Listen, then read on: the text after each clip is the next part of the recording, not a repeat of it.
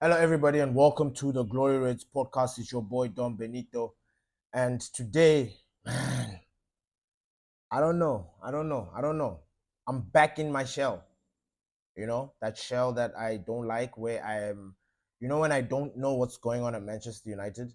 I don't know if you guys feel the same way. Like when you don't feel in sync with your club, you just feel off, and I feel off. I absolutely do. But I'm going to talk a little bit about the Liverpool game and also what is happening currently at Manchester United with the signings and what we need to do to move forward. Because right now, the PTSD is slowly creeping back.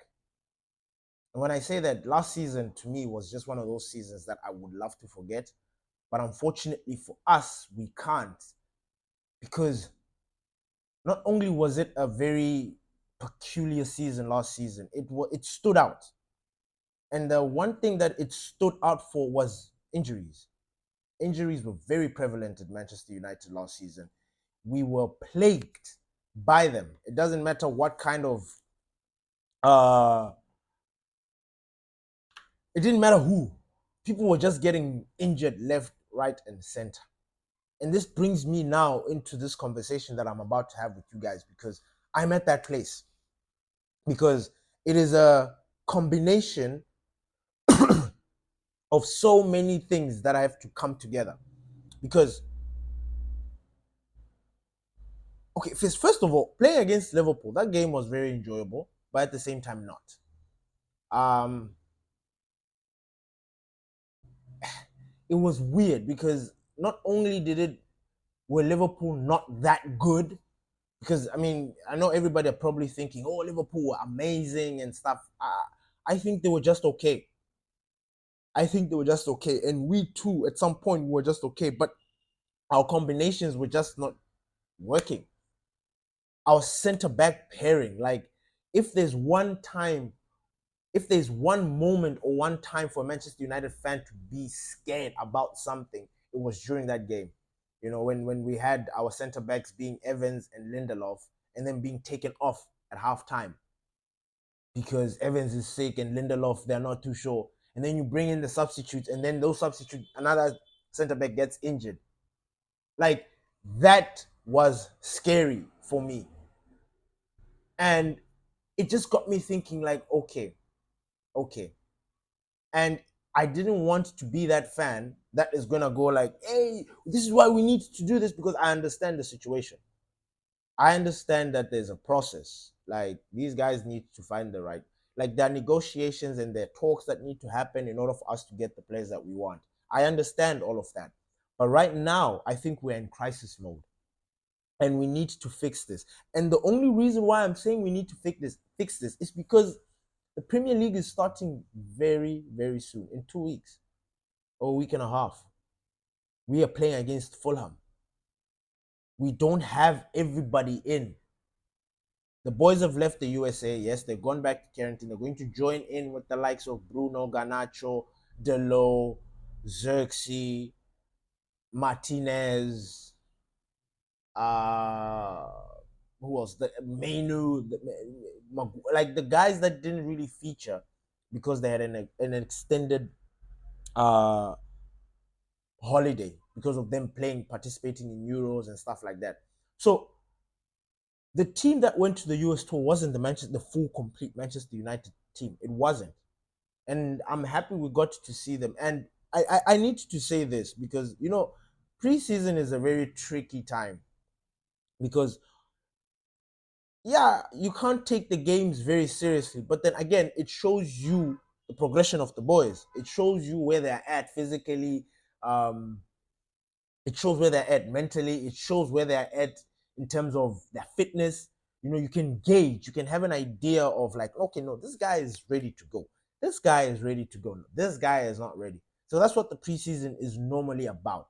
So normally, and I know I speak for a lot of people when we talk about, like, yes, when you play your team in your rival, even if it's a friendly or whatever, we take those games seriously. And even though the game is a friendly, we still want to see the best out of them. And honestly, this Liverpool game against Manchester United was a disaster. For me, it was a fucking disaster. And I was just sitting there thinking, what the hell is happening? Because we also had our opportunities. We also had our chances to score, but we didn't.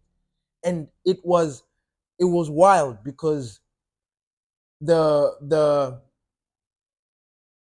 the double impact from them not scoring and then us having defensive issues just took me on a roller coaster, because I was literally back last season looking at how we are playing. Our attackers are not scoring, our defense is leaking. Like, yes, our defense was the best part of our season last season, but also it leaked. There were problems, and that's where we were at. And I when I was watching that Liverpool game, I found myself in the ghost of last season. Like, I was there, sitting there, scared, terrified, and I was like, what's going on? And then immediately I was about to start complaining and start saying, Ineos this, like I was about to start going berserk. And that's why I didn't do a match reaction immediately, because I needed to understand what Manchester United is going to do. Because normally at Manchester United, and this is based on history, right? If there is some sort of crisis at Manchester United, right? Like, let's just say, like during the Champions League, let's say we did not like supposed to qualify, but we're playing a tough team and we're not playing very well. The odds are stacked against us, that kind of thing. And I kind of lost my train of thought. But when you're thinking about how we've come as Manchester United, right up until this moment, that these players can do better. That these players are raring to go. But what is happening? What happened to them? Why didn't they? Why didn't it gel? Why didn't it click? And like I said, so you watch these preseason games, you try to have a gauge of where these players are, and then you see the performances, and then you'll be like, hey, okay, this is bad. And then you see things not happening. For example, you see the injury thing that is happening with our players picking up knocks and injuries and all that stuff. And then you look at the fact that we are in the process of trying to sell and bring in players. Like, this was like when I watched that Liverpool game, right? I couldn't help but think that this is the wrong time to be picking up all these injuries and having the game that we're having. Like, this is the wrong time, because now it will completely confuse the fans, because they thought that there was a progression. We watched all the games. We saw the first game, the second game, the third game, and we can tell that there's a progression. They were getting slowly better. Yes, we lost, but we're getting better, better, better. That Liverpool game was supposed to be an icing on the top, but it wasn't. And then there were just so many things. And remember last season when we played our first game against Wolves, and how Mateus Cunha was like terrorizing our midfield, and then there was that gap between the defense and the midfield. Remember that gap? That gap appeared again. It appeared again, and that was because of our defensive situation. Now, it brings me back to the situation that we're in. So now I remember what I was talking about. So Manchester United, whenever we go through a crisis, right? Whenever we go through the bad results or something bizarre happens, there's usually a sensational piece or story about us being linked to someone or doing something, something dramatic, something to kind of like ease the tension or ease the hearts of the fans, because they're like devastated, or trying to make them see something different. They've been doing it. I don't know if it's something that they do on purpose, but they have been doing it. And if you know, you know what I mean. And against Liverpool, there wasn't any of that. The only thing that was prevalent was the fact that we're back to this whole what is this, injury crisis. And to make matters worse, one of our best signings that we wanted, like this summer, Euro, is out for 3 months. We are trying to get in a new center back. Evans was sick. We don't know what his status is. Lindelof, we were told he was back fit and all of a sudden he was taken off. Something is not right. I don't know what's happening with Harry Maguire. Wan-Bissaka looked like he was, he was playing hard, but towards the end it looked like, Amas. I don't want to talk about him because he's for the future. We're trying to get Matthias de Ligt, Brandt White, Mazraoui. All these situations cannot happen because of what is happening in Manchester United.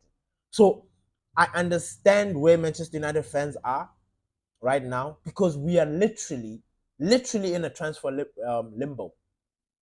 Like until something happens, the other stuff can't happen. So until we are able to offload Wan-Bissaka or Casemiro, God forbid, or Lindelof or somebody else, if we can't generate some sort of cash, it's going to be very tricky. Now, I don't know what the urgency is for Ineos to sort this out, but we need to sort it out as soon as possible. Our signings, these defenders, they need to be in Carrington. We need them this week. Because if they don't come this week, maybe they come next week, that means that they can't feature in the game against Liverpool.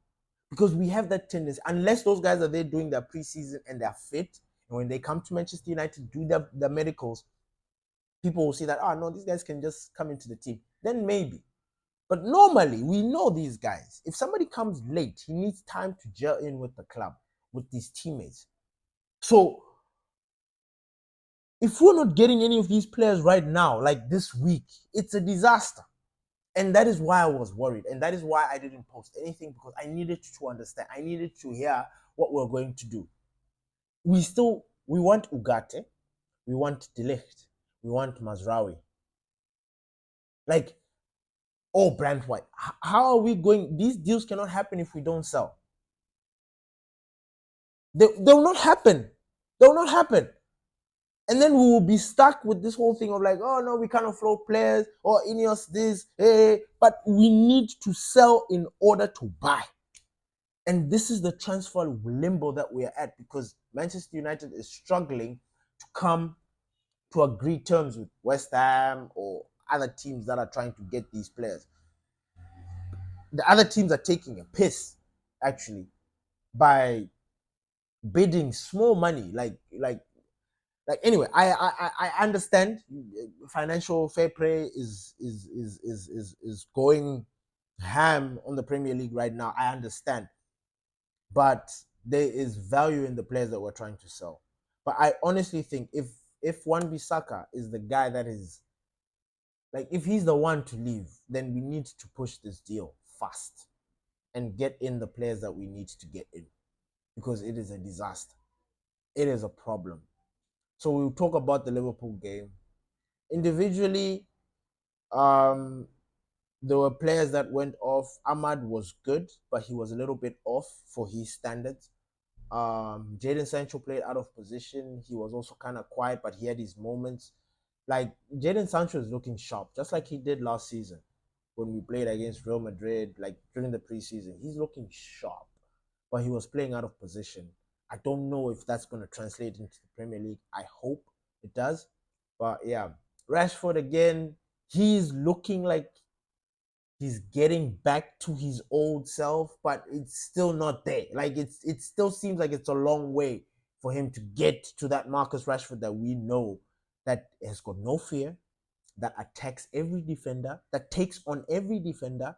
He's slowly finding his feet, but he's not yet there. Casemiro. So Casemiro for me is a difficult topic for me, because I personally love Casemiro, and I personally would keep Casemiro for the sole fact of his experience and the player that he is. Now, I'm gonna say this again. Casemiro needs game time to improve. He does. He's not like these other players that need like that. He needs to keep on playing in order for him to find his feet. And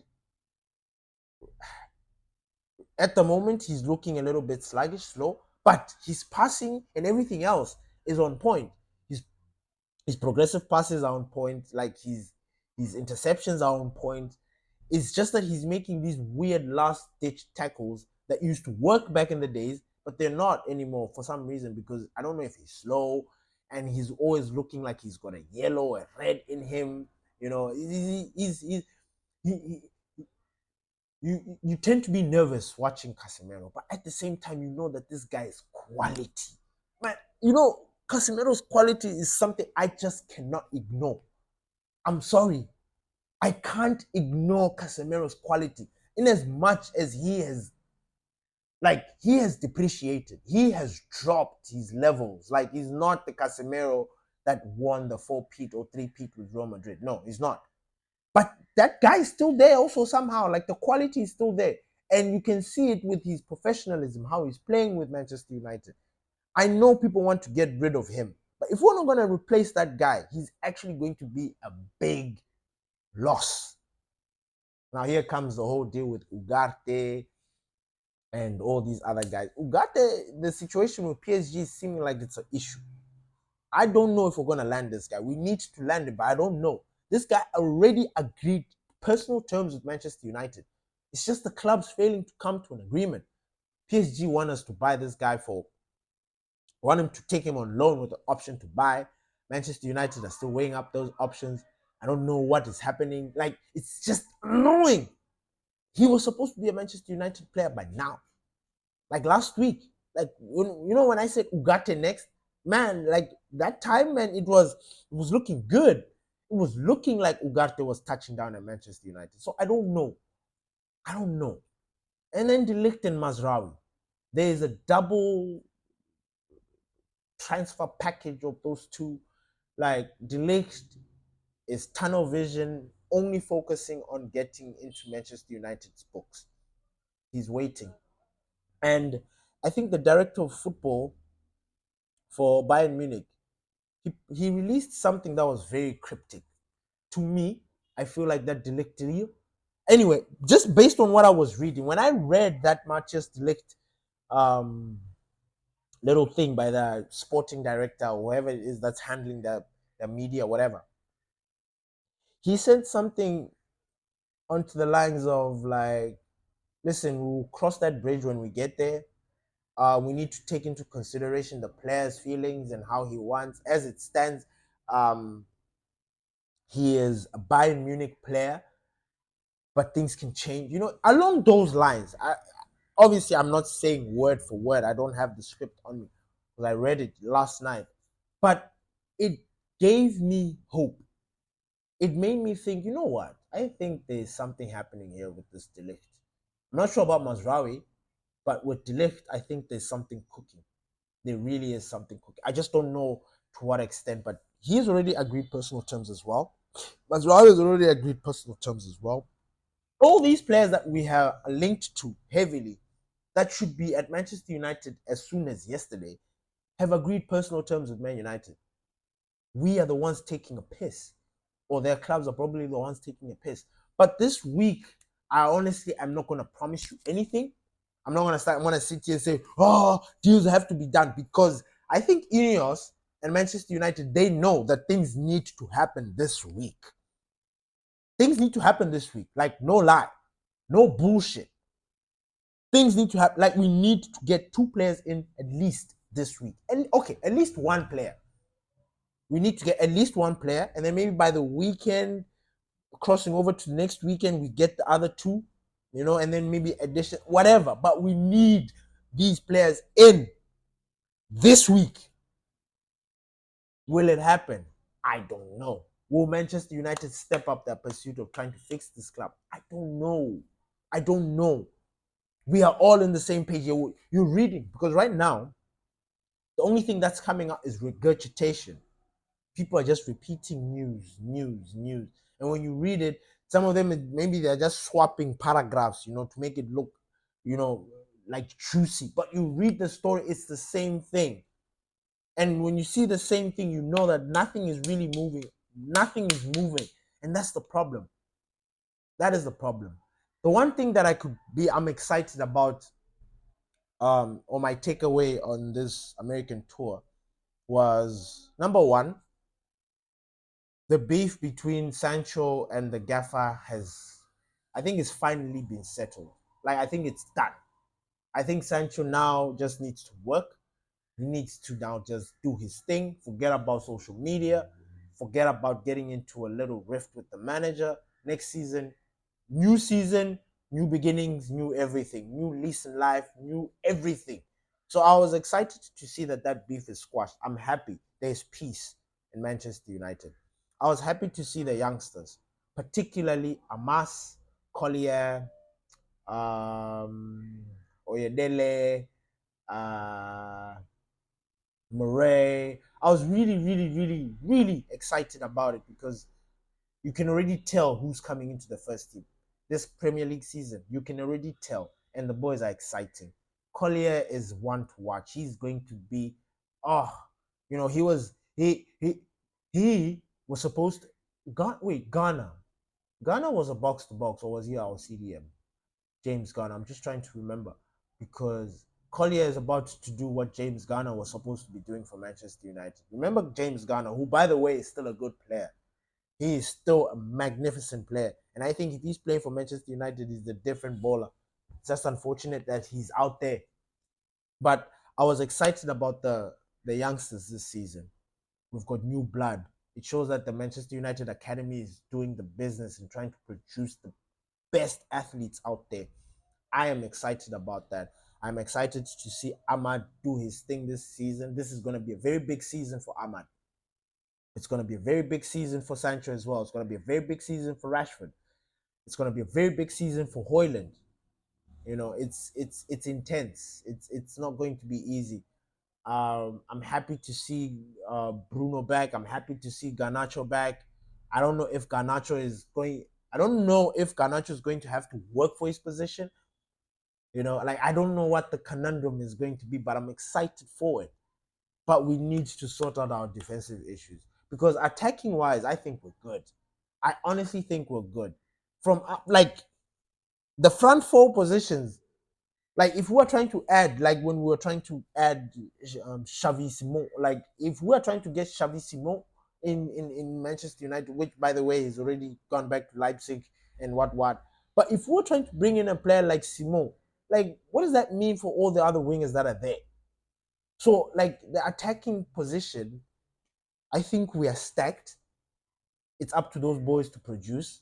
I'm expecting double-digit numbers from most of them. Like high, like the minimum requirement for our front four next season, it should be 9 goals. And by 9 goals, that's the only single digit before you get to 10.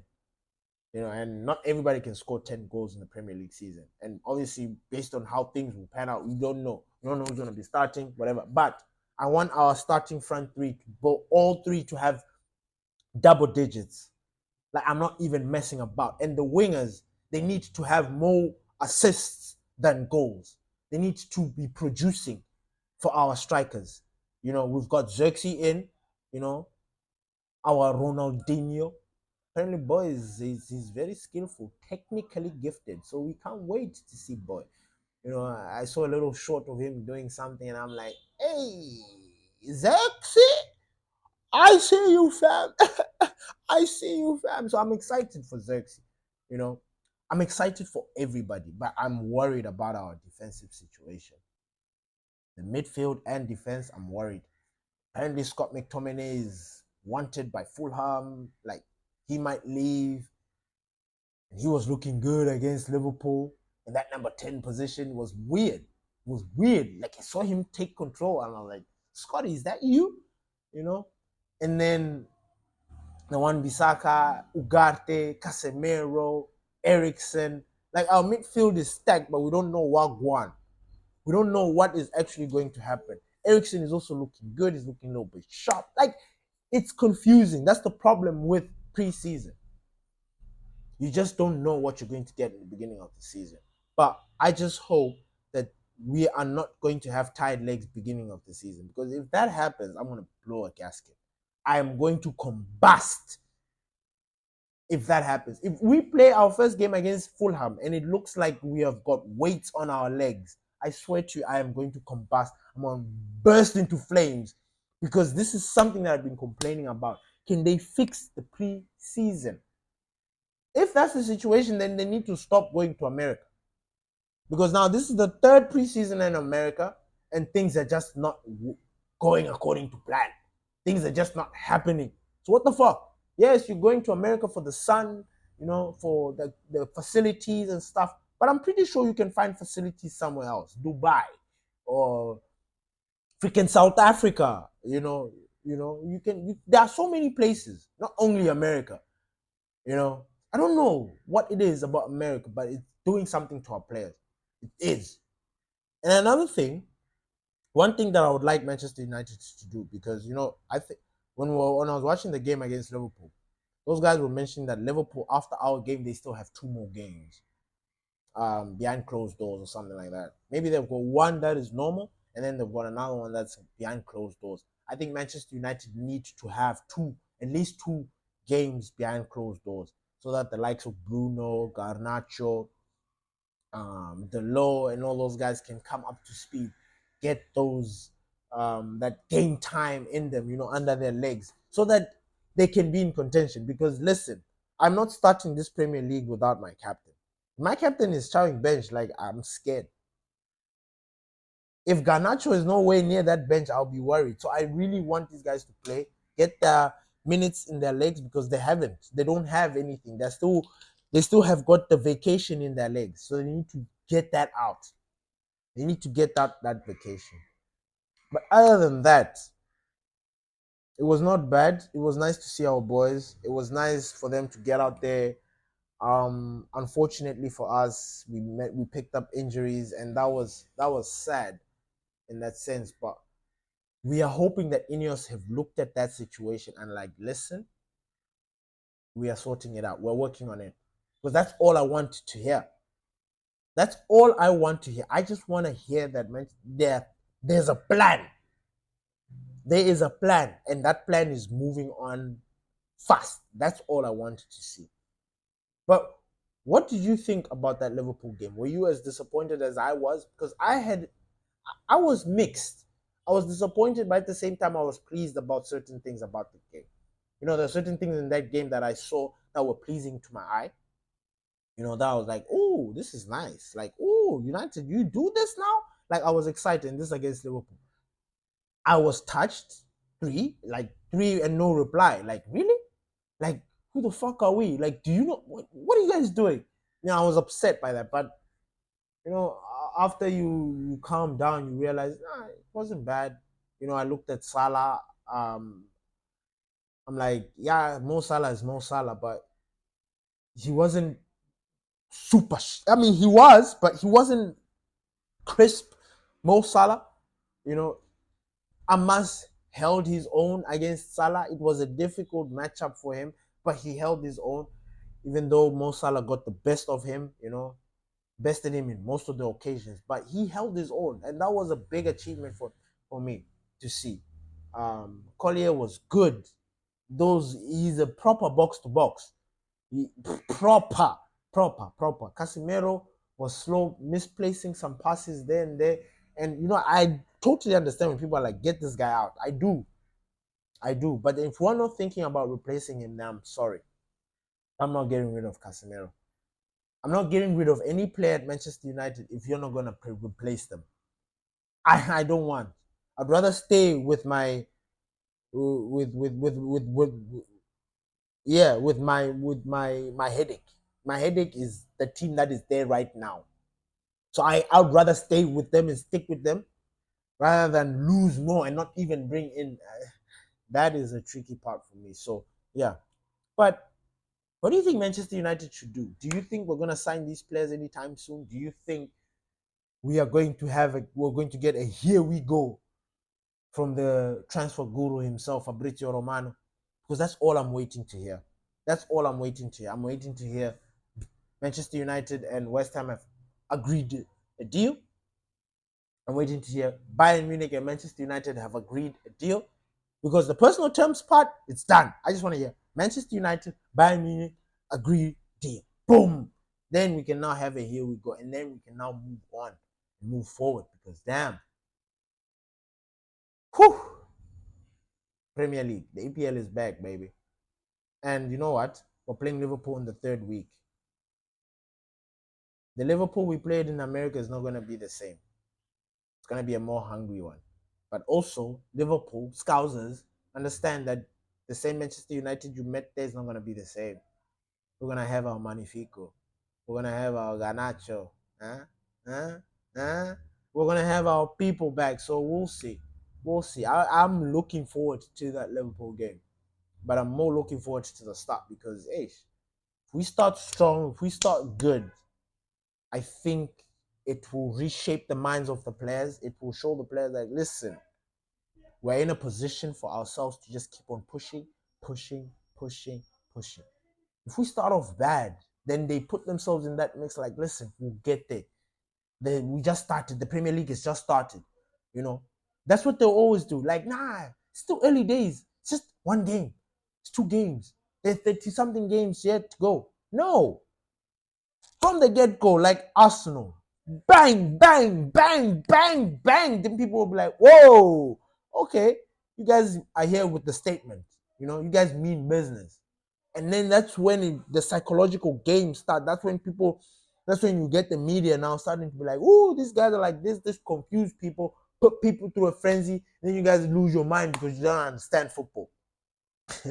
But I'm really, really excited about this. I really, really am. I'm excited for the Premier League. I'm excited for football in general.